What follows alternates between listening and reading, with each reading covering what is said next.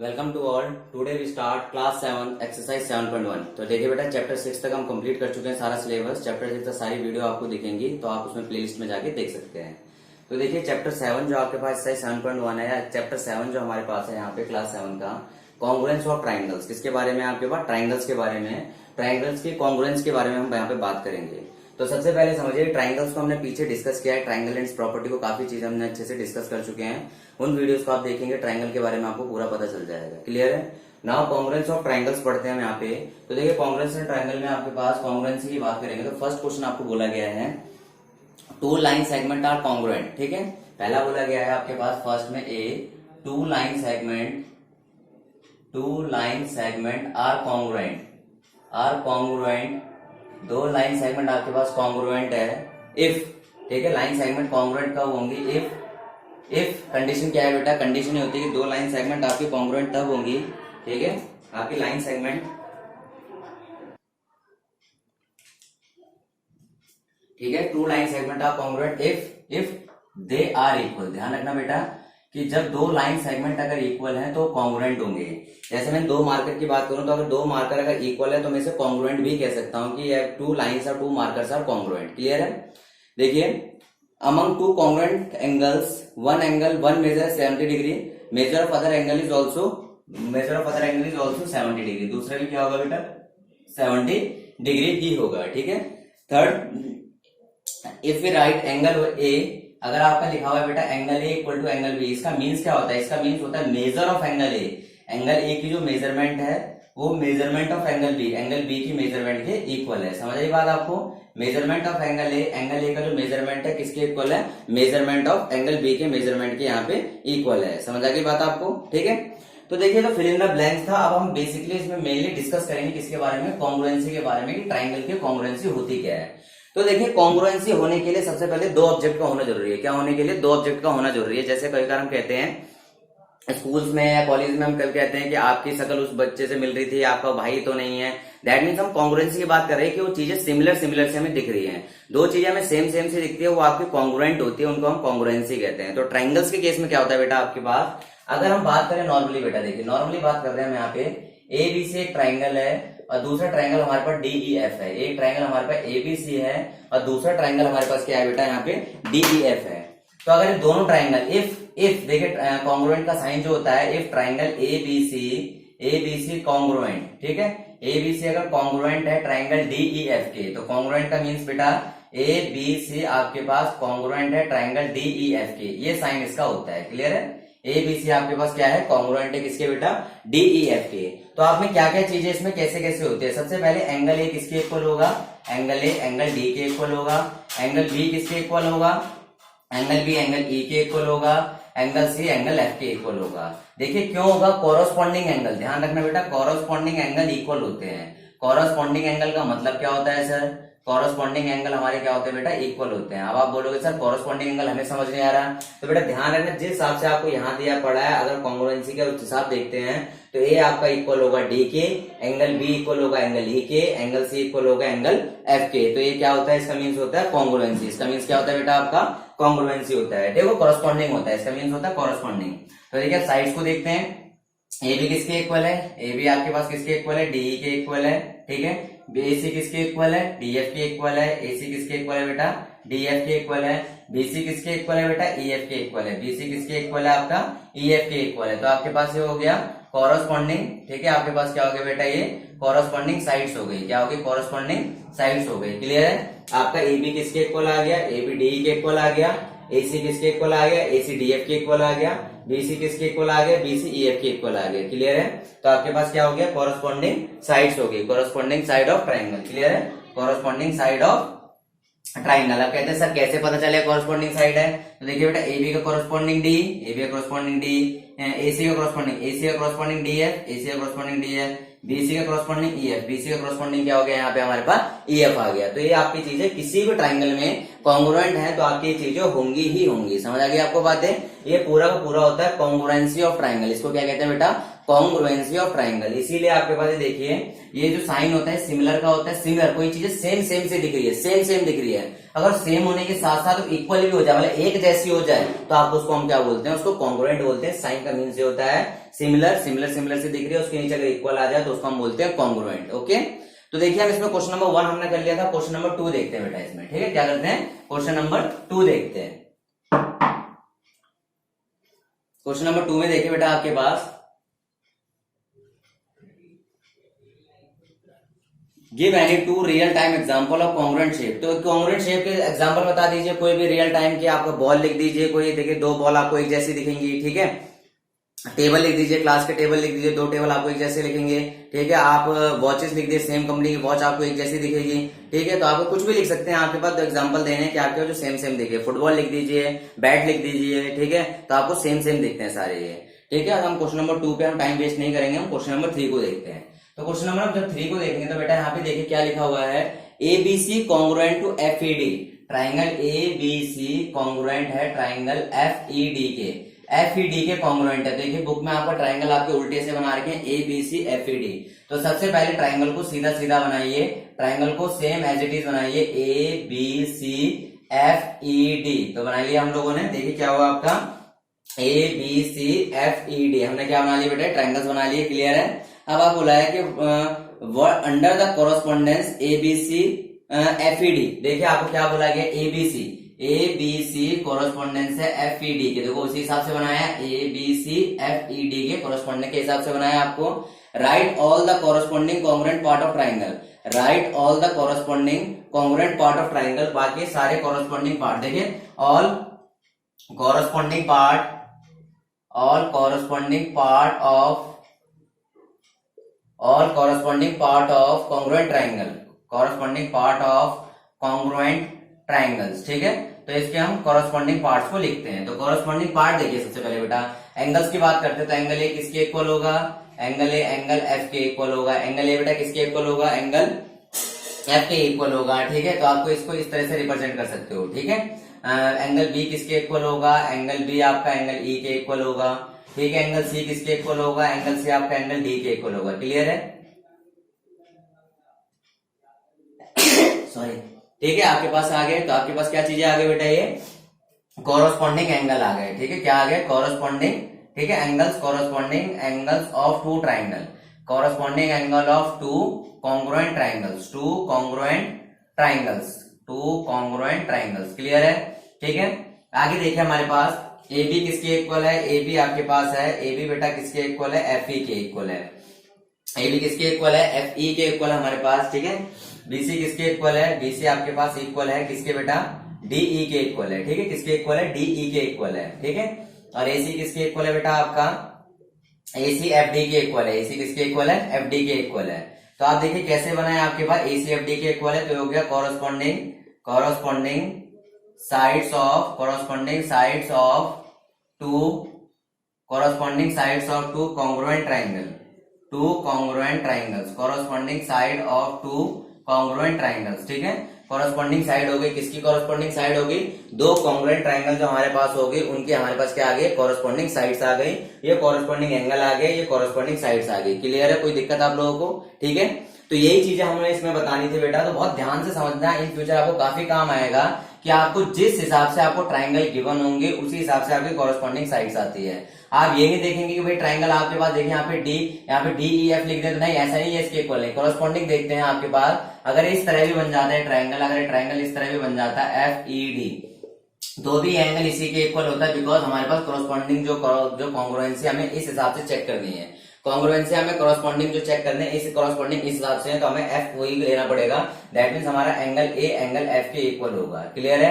इसी तरह से एंगल बी जो होगा हमारे पास, एंगल बी डी के इक्वल होगा। ठीक है, और एंगल सी हमारे पास किसके इक्वल होगा, एंगल सी हमारे पास ई के इक्वल होगा। सॉरी, यहाँ पे बोला गया है एंगल ए हमारे पास किसके इक्वल है, एफ के इक्वल है। एंगल बी हमारा ई के इक्वल होगा, एंगल बी हमारे पास किसके इक्वल होगा, ई के इक्वल होगा हमारे पास। और एंगल सी किसके इक्वल होगा, एंगल सी हमारे पास एफ के इक्वल होगा। समझ आ गई आपको बातें, तो इसको अच्छे से नोट करिए बेटा, नोट करिए। Very good. तब हम क्वेश्चन नंबर 4 करते हैं, इसका करिए।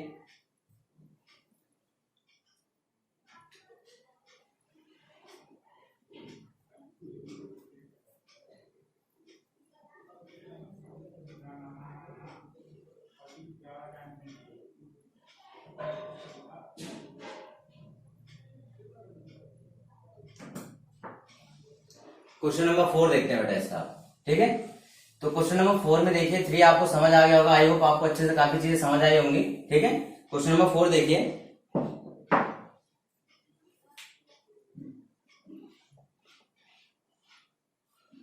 क्वेश्चन नंबर 4 में देखिए बेटा आपके पास in triangle DEF corresponding to BCA, ठीक है, आपके पास बोला गया है ट्राइंगल DEF है आपके पास, DEF है कॉन्ग्रुएंट टू ट्राइंगल BCA, ठीक है, DEF है congruent to BCA, which part right the part of triangle BCA that correspond to, ठीक है, आपने BCA के कॉरस्पॉन्ड लिखने की, BCA के कॉरस्पॉन्ड क्या क्या है यहाँ पे, ठीक है। तो देखिए आप पहले ट्राइंगल बनाइए, ठीक है, आपके पास यहाँ पे लिखिए DEF और आपका देखिए BCA, ठीक है, BCA according to congruency, congruency के अकॉर्डिंग हम लोगों ने ट्राइंगल बना लिए, ठीक है। कॉरस्पॉन्डिंग पार्ट हम यहाँ पे देखते हैं, BCA का कॉरस्पॉन्ड पार्ट है आपके पास, देखिए यहाँ पे बेटा पहला आपको बोला गया है, पहला कुछ सॉल्यूशन में आपके पास फर्स्ट में एंगल E, तो एंगल E के कॉरस्पॉन्ड कौन सा होगा, एंगल E के कॉरस्पॉन्ड कौन सा होगा बेटा आपका एंगल C, एंगल C के कॉरस्पॉन्ड कौन सा होगा angle C।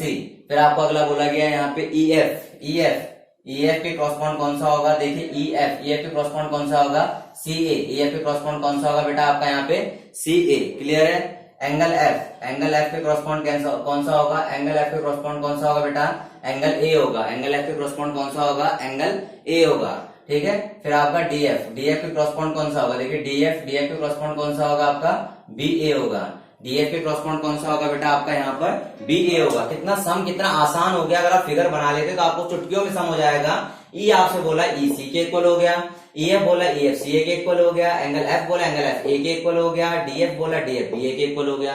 Condition is that triangle should be similar, आपने सेम तरीके से उसे डिजाइन करना है। देखिए DEF लिखा BCA लिखा, ऐसा नहीं है कि DEF यहाँ लिख दिया आप लोगों ने और यहाँ BCA लिख रहे हैं, ये आपका गलत हो जाएगा बिल्कुल। आपने इस चीज का ध्यान रखना है कि दोनों को सेम ऑर्डर में लिखना है, क्लियर है। तो आपका सम बड़ी आसानी से आपके पास इसका सॉल्यूशन आप लोगों को मिल जाएगा, क्लियर है।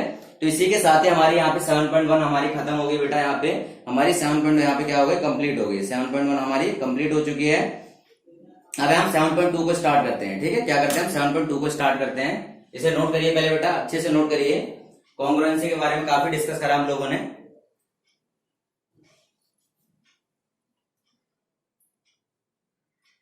चलिए अब 7.2 स्टार्ट करते हैं, ठीक है, यहाँ पे 7.2 स्टार्ट करते हैं। तो देखिए हम 7.2 जब स्टार्ट करेंगे तो 7.2 में आपके पहले क्वेश्चन में कॉन्ग्रुएंसी को काफी अच्छे से हमने समझ लिया है। Which congruence criteria do you use in the following, कौन सा कॉन्ग्रुएंस क्राइटेरिया आप यहाँ पे फॉलो करेंगे इनको कॉन्ग्रुएंट करने के लिए, ठीक है। तो आपके पास देखिए आपका गिवन है आपके पास, ठीक है। तो सबसे पहले देखिए आपकी कॉन्ग्रुएंसी कितने तरह की होती है, पहले इसको समझ लेते हैं, उसके बाद हम क्या करेंगे यहाँ पे कि चीजों को समझेंगे यहाँ पे हमारे पास क्या क्या चीजें कैसे कैसे हैं, ठीक है। तो पहले क्वेश्चन में देखिए सबसे पहले क्या गिवन है आपके पास, तो गिवन आपके पास है AC equal to DF, clear है। और आपके पास है AB equal to DE, AB equal to आपके पास क्या है DE है, ठीक है। BC इक्वल टू आपका EF है, BC किसके इक्वल है EF के इक्वल है आपके पास, ठीक है। सो आपको बोला गया triangle ABC congruent to triangle ABC congruent to triangle DEF, ये आपको बोला गया है, क्लियर है। अगर आप देखेंगे ABC बनाइए पहले बेटा और DEF बनाइए, तो ABC हो गया, ये आपका DEF हो गया। तो देखिए AC किसके इक्वल है, AC आपका DF के इक्वल है, AB किसके इक्वल है, AB आपका DE के इक्वल है, BC किसके इक्वल है, BC आपका EF के इक्वल है, क्लियर है। तो तीनों साइड के इक्वल है। तो आपका यहाँ पे देखिए ट्राइंगल बोथ ट्राइंगल आप लिखोगे बोथ ट्राइंगल, ठीक है, both triangle are congruent by side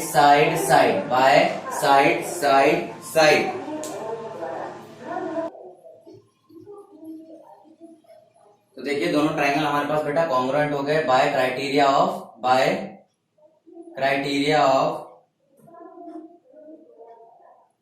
side. देखिए तीनों हमारे पास साइड आ गई, तो एक क्राइटेरिया से क्या मिला, दो ट्राइंगल कॉन्ग्रुएंट होते हैं अगर उसकी तीनों साइड की इक्वल होती है, पहले ट्राइंगल की तीनों साइड अगर दूसरे ट्राइंगल के कॉरस्पॉन्डिंग साइड्स इक्वल होती है, तो आपके ट्राइंगल कैसे होंगे, आपके कॉन्ग्रुएंट होंगे। ट्राइंगल कैसे होंगे, आपके कॉन्ग्रुएंट होंगे। तो फर्स्ट हो गया। इसके बाद जो सेकंड है बी पार्ट है, इसमें ए पार्ट था आई थिंक ये आपका, ठीक है। इसका जो बी पार्ट है आपको बोला गया RP इक्वल टू ZX आपको बोला गया है, और RQ equal to ZY R Q equal to Z Y आपको बोला गया है, क्लियर है। P R Q equal to X Z Y, angle P R Q equal to angle Z X Y, angle X Z Y, ठीक है। और so triangle P Q R, आपको triangle P Q R congruent to triangle P Q R congruent to triangle X Y Z के congruent. और बनाते देखिए P Q R X Y Z को बनाते हैं, तो पी क्यू आर और देखिए आपके पास एक्स वाई जेड को हमने यहाँ पे बनाया, क्या करा हमने, पी क्यू आर और एक्स वाई जेड को हमने यहाँ पे बना लिया, क्लियर है। तो देखिए पी क्यू आर में आपका आरपी किसके इक्वल है बेटा, आरपी इक्वल है आपका जेड एक्स के इक्वल, आर क्यू किसके इक्वल है, आर क्यू इक्वल है जेड वाई के इक्वल। और angle P R Q centre angle होता है, पी आर क्यू इक्वल है किसके, एक्स जेड वाई के इक्वल। तो ध्यान रखना बेटा यहाँ पे दोनों ट्राइंगल आपके कॉन्ग्रुएंट है, triangles are congruent by criteria of, ठीक है, triangles are congruent by criteria of side angle side, किस क्राइटेरिया से कॉन्ग्रुएंट आपके triangle, side angle side criteria से दोनों के ट्राइंगल कैसे हैं आपके, कॉन्ग्रुएंट होंगे। ध्यान रखना बेटा ये जो एंगल आएगा ये ऑलवेज आपका इंक्लूडेड होना चाहिए, इंक्लूडेड एंगल होना चाहिए, ठीक है। इंक्लूडेड का मतलब क्या है बेटा, यहाँ के दो लाइंस के बीच में एंगल होना चाहिए, दो लाइंस के बीच में, जो दोनों लाइंस की जिनकी बात कर रहे हैं उनके बीच का ही एंगल होना चाहिए। ऐसा ना हो कि आपने यहाँ पे दो लाइंस ये आ रही है और एंगल यहाँ का आ जाए, ऐसा नहीं होगा बेटा, दो लाइंस के बीच का ही एंगल होता है, इसको बोलते हैं side angle side congruence criteria of congruence. Side angle side criteria of congruence, दो साइड आपके पास और उनके बीच का एंगल, दैट मींस उनका इंक्लूडेड एंगल जो होगा दूसरे वाले साइड के इक्वल और इंक्लूडेड एंगल के इक्वल होना चाहिए, क्लियर है, ठीक है। अब देखिए इसके सी पार्ट को देखते हैं, बेटा यहाँ पे, तो MLN इक्वल टू एंगल हमारा MLN किसके इक्वल है, FGH, angle MLN equal to angle FGH। और एंगल NML किसके इक्वल है, NML इक्वल है HFG। और आपसे ML इक्वल टू FG, और आपसे बोला सो ट्राइंगल LMH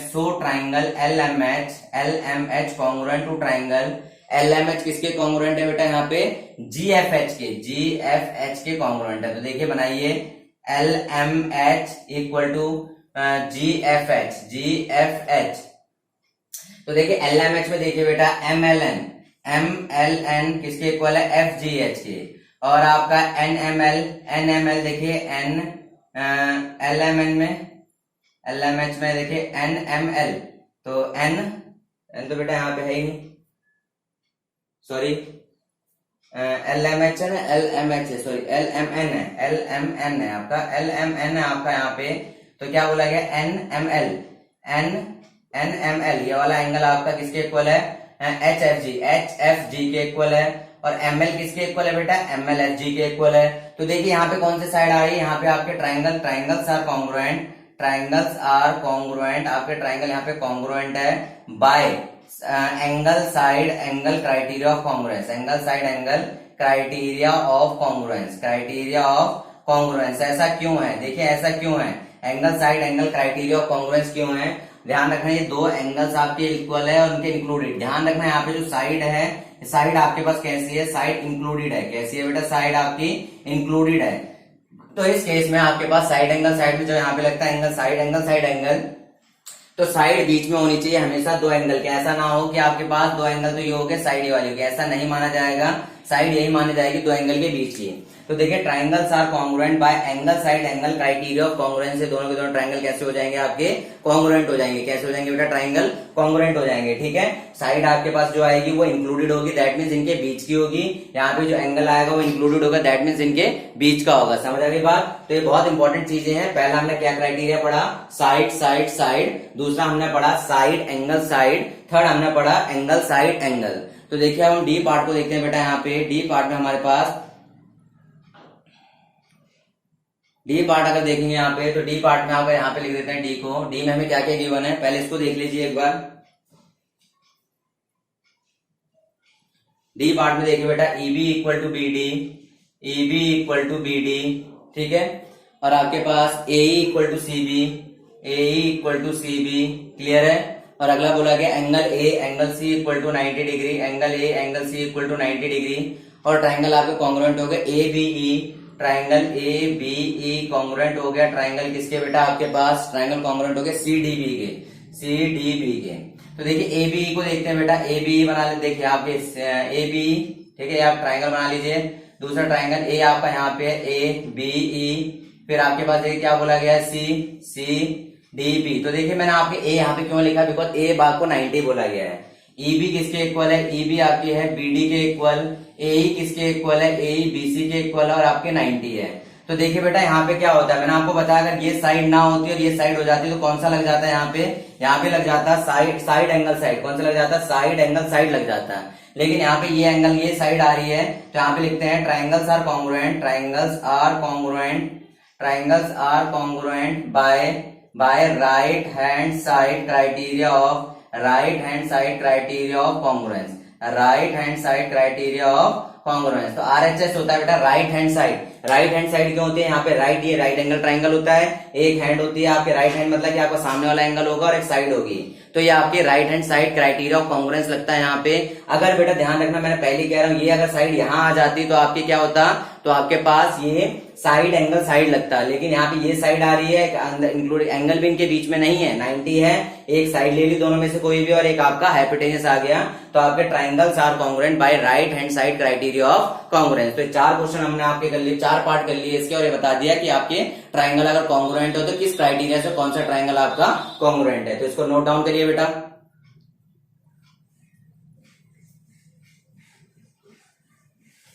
ओके, तो आई होप आप लोगों को सारा का सारा समझ आया होगा। तो आप इसे अच्छे से नोट करिए अपनी कॉपी में। नोट करने के बाद आपने क्या करना है बेटा, वीडियो को अगर अच्छा लग रहा है तो लाइक जरूर करना है, अपने दोस्तों को शेयर करना और चैनल को सब्सक्राइब करना है और बेल आइकन को प्रेस करना है ताकि आपके हर नोटिफिकेशन आप तक आती रहे। Okay, thank you, have a nice day.